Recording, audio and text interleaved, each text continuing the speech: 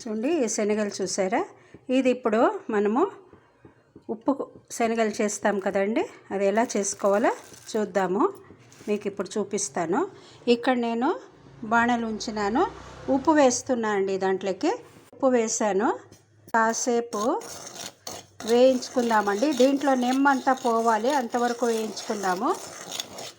చూడండి ఇప్పుడు ఇది బాగా వేడైంది. ఇప్పుడు కొద్దిగా శనగలు వేసి వేయించుకుందామండి. ఇలా వేసుకోవాలి.